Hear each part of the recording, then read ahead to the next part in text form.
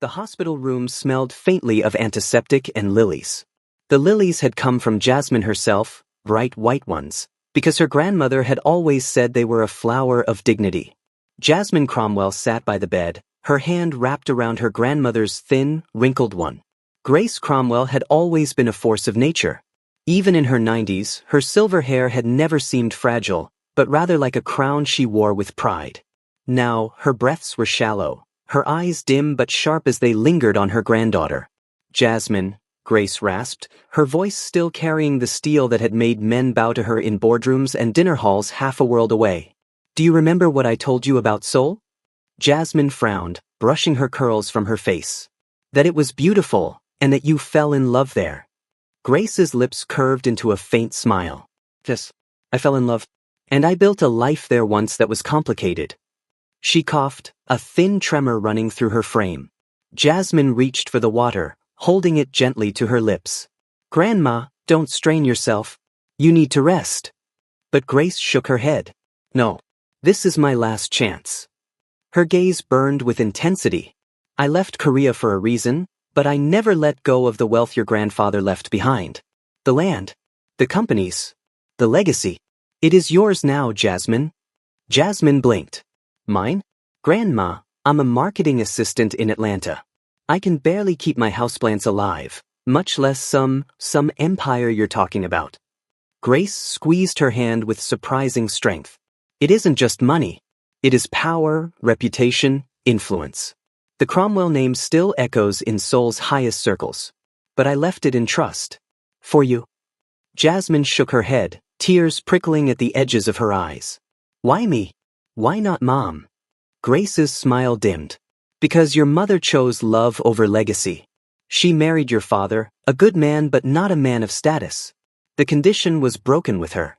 But you, Jasmine, you can restore it." "Condition?" Jasmine asked slowly, dread curling in her stomach. Grace's eyes sharpened, the way they always did when she meant business. "The estate will be yours, Jasmine. But only if you marry a Korean man of equal wealth and class just as I once did." Jasmine laughed, the sound brittle in the quiet room. "Grandma, that sounds like the plot of a drama. You can't be serious." Grace coughed again, but her eyes never wavered. "I am deadly serious. The lawyers will explain. Without the marriage, the fortune reverts to your grandfather's distant relatives, the ones who never wanted me there. Do you understand?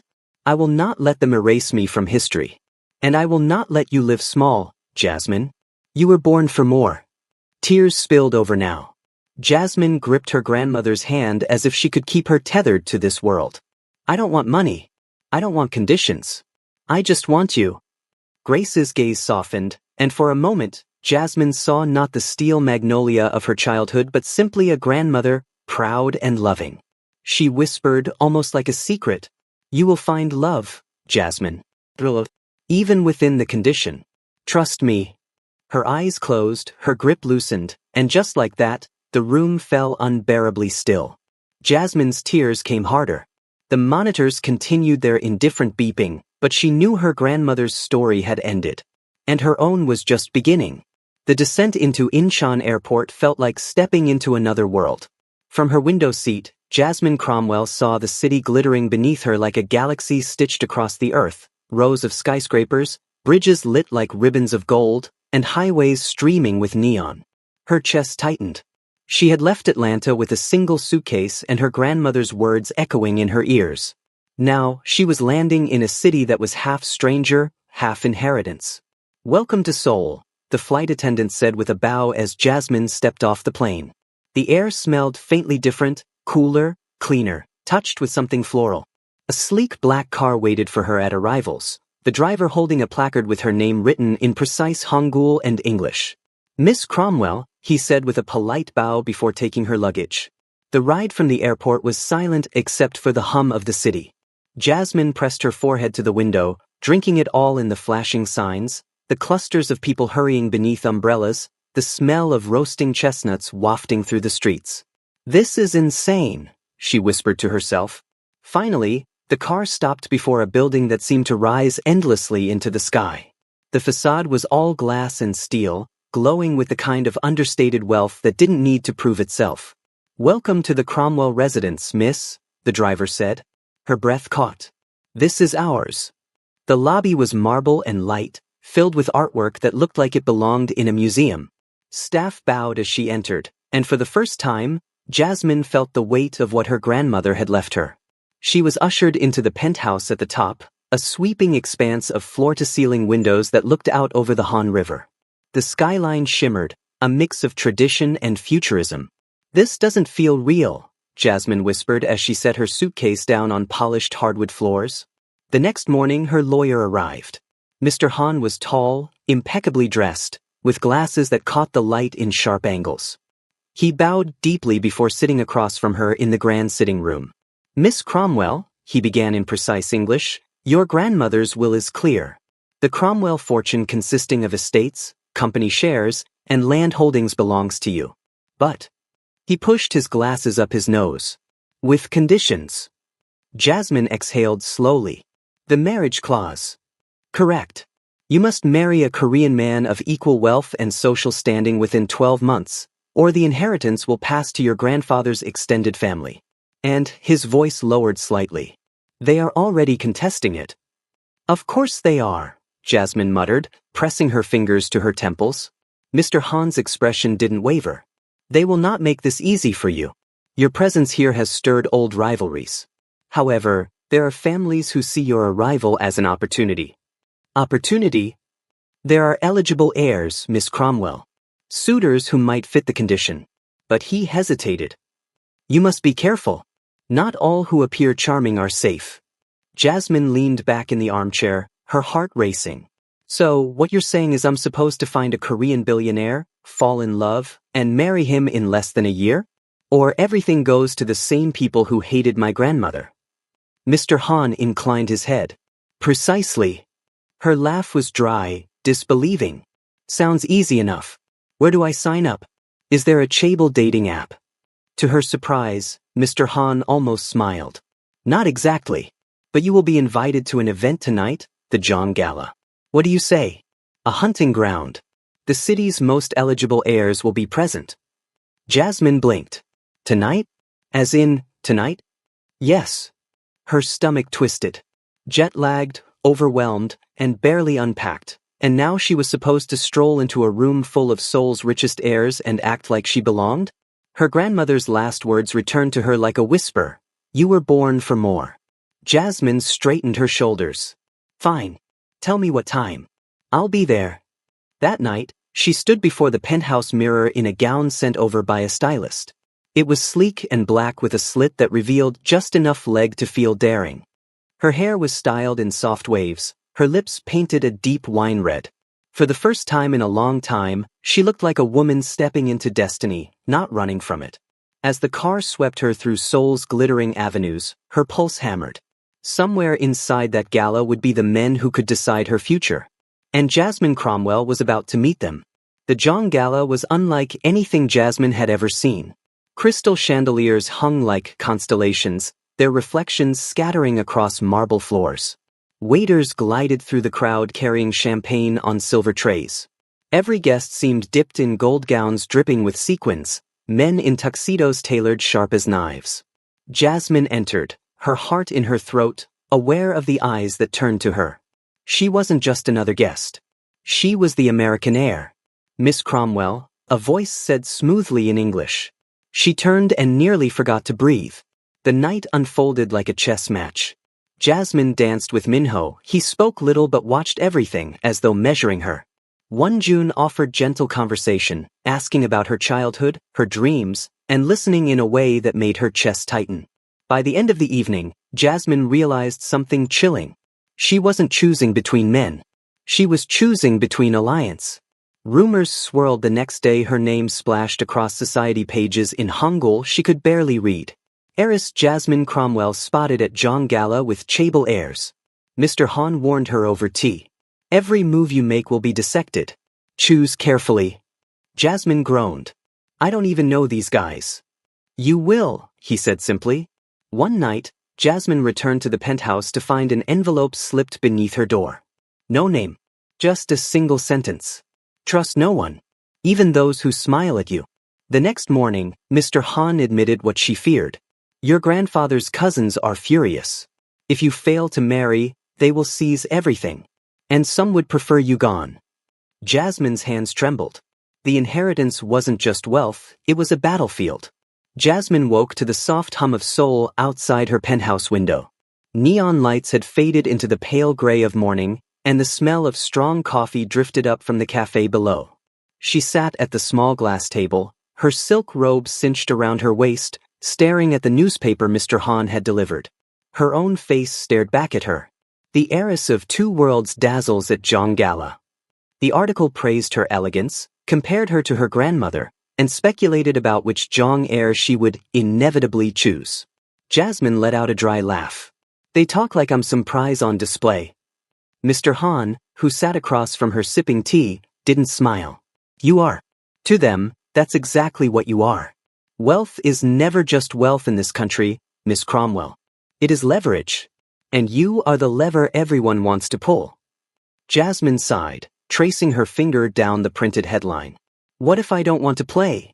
Then you'll lose, Mr. Han said simply, and your grandmother's legacy with you. That week, her phone never stopped buzzing. Invitations, formal ones embossed with gold ink, digital ones wrapped in sparkling gifts, handwritten letters slipped under her door. Every member of the Chable family, it seemed, wanted a chance to sway her. The first came from Minho. Meet me at midnight, the message read. No explanation. Just a location, the National Museum of Modern and Contemporary Art. Curiosity overrode hesitation. When Jasmine arrived, the museum stood silent, its glass walls glowing faintly in the moonlight. Inside, the galleries were empty except for a single spotlight illuminating a painting of a stormy seascape. Minho stood before it, hands clasped behind his back, posture sharp as a blade. You came, he said without turning. You invited me, Jasmine replied, her heels echoing in the cavernous space. At that, he looked at her, his expression unreadable. Power is not casual. Neither is art. This piece was bought by my grandfather during Korea's recovery. Every brushstroke is desperation yet also control. That is what it takes to survive here. He stepped closer, lowering his voice.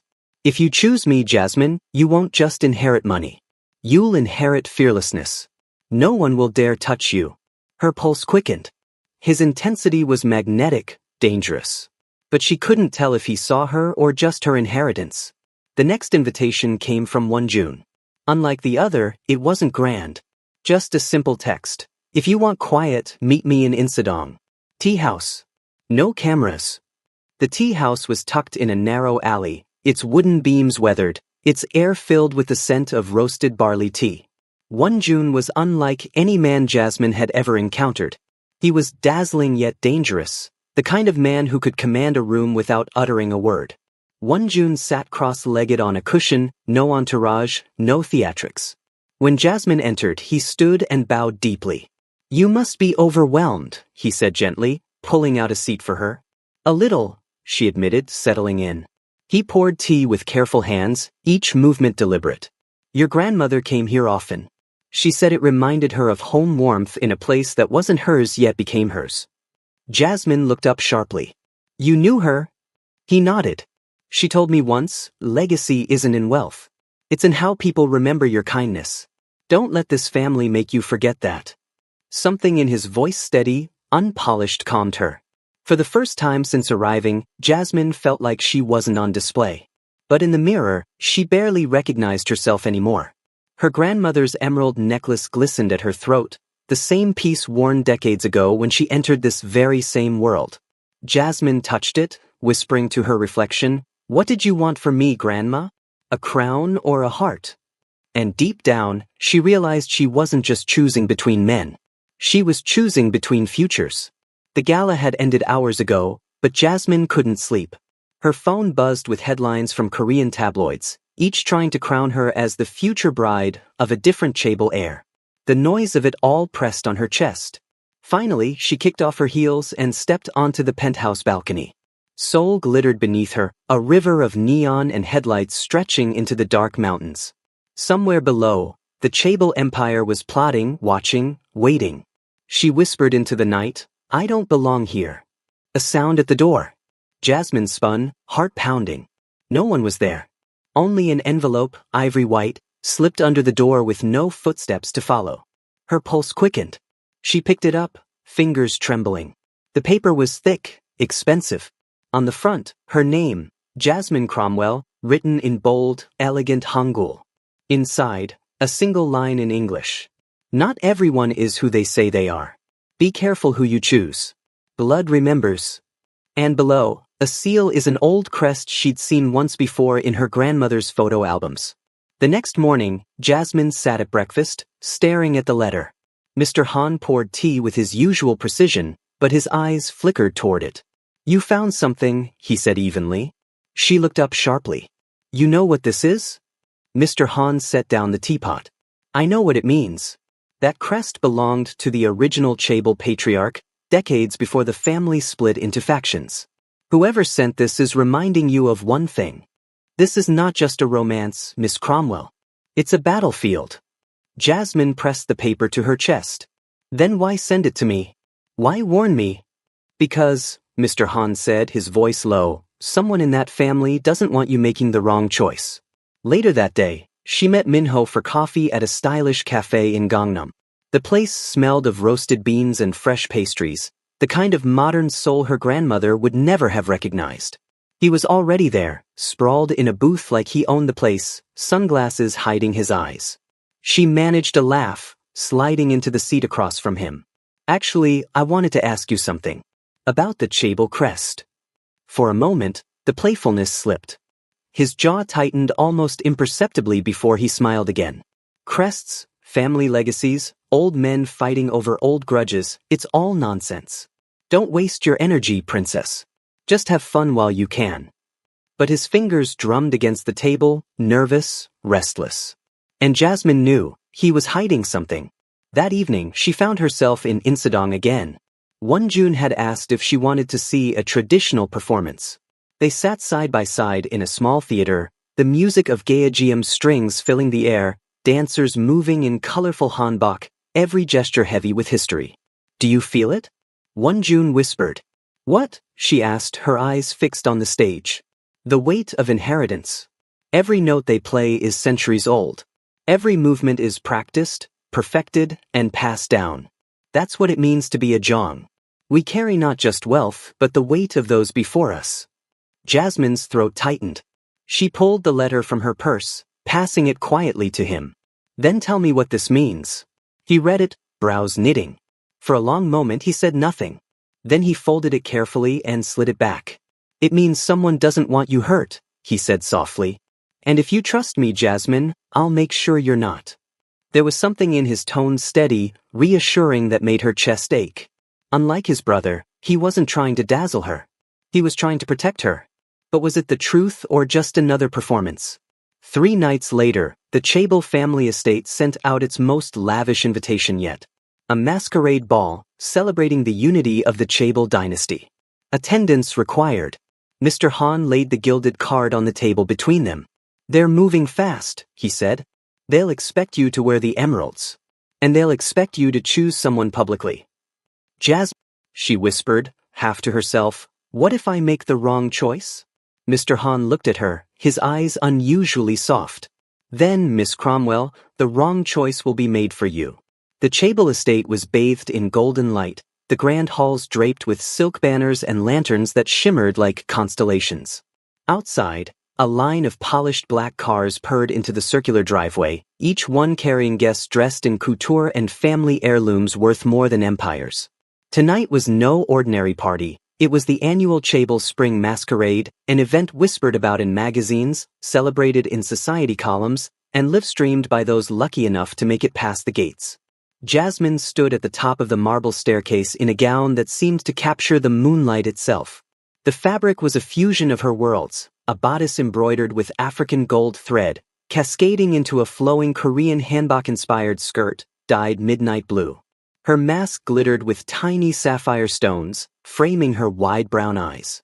Her grandmother's voice echoed in her heart, "Walk tall, O Jasmine. You are both worlds." As she descended the staircase, all eyes turned to her. Conversations hushed, champagne glasses froze midair. For a moment, she wasn't just an American guest. She was the heiress everyone had been waiting to meet. At the foot of the stairs, two figures awaited her. Minho, the impeccably styled heir with a reputation for charm, bowed deeply. His mask was carved silver, sharp lines accentuating his strong jaw. "You look divine," he murmured, extending a hand. Beside him, Wonjun, quieter but with eyes that always seemed to see straight into her, adjusted his velvet mask. His tuxedo was understated, but the way he carried himself exuded quiet authority. "You don't need the mask," he said softly, leaning close. "No one could ever mistake you for anyone else." Heat flushed her cheeks, and before she could answer, Minho swept her onto the dance floor. The ballroom was a kaleidoscope of sound and color. Crystal chandeliers rained light over couples twirling to a waltz played by a live orchestra. The air smelled of peonies, wine, and the faint smoke of grilled delicacies being prepared on the terraces outside. "You know," Minho whispered as they danced, "my grandmother speaks of yours as if she were a legend. They said she arrived here with nothing but a fierce spirit and left with everything." Jasmine smiled wistfully. She never forgot where she came from. "That's why she wanted me to choose carefully." Minho's grip tightened. "Then choose the man who can give you the world." Before she could reply, the music shifted, and Wonjun appeared, extending a hand with quiet confidence. Minho hesitated but released her. Dancing with Wonjun felt different. Softer. Calmer. His gaze never left her face, as though the glittering guests and flashing cameras didn't exist. "You don't belong to this spectacle," Wonjun said quietly. "You belong to yourself. Don't let anyone, not even tradition, steal that from you." Her chest tightened. How could both men stir such different fires inside her? The night shimmered with beauty, but not without cracks. Near the champagne tower, a tall woman in crimson silk, Minho's former fiancée, if the whispers were true, watched Jasmine with narrowed eyes. At one point, she swept to Jasmine's side with a smile sharp as glass. "So, you're the American girl," she said smoothly, her Korean accent lilting like honey laced with venom. "Pretty in a foreign way. But you should know, dear, chaebol marriages are never about romance. They're about power. Men like Minho and men like Wonjun don't marry for love." Jasmine froze, her mask hiding the flicker of hurt in her eyes.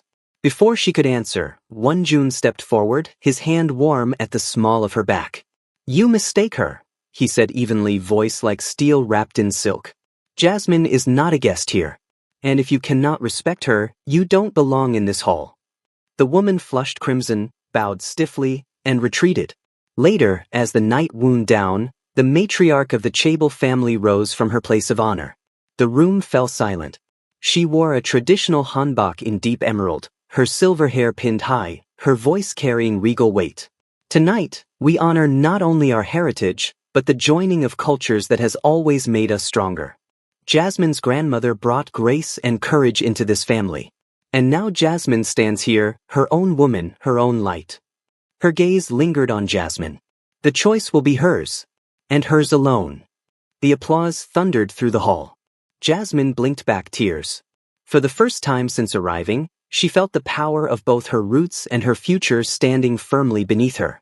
As the guests dispersed under the stars, Minho lingered near the fountain, waiting. Wonjun stood at the garden's edge, watching the night. Find out what happens in their relationship in the next episode, which is coming up soon, by clicking on the notification icon. Thank you for watching. If you enjoyed the story, please do not forget to like and subscribe to our channel. Also tell us the country you are watching us from in the comments section so that we will make a story for you.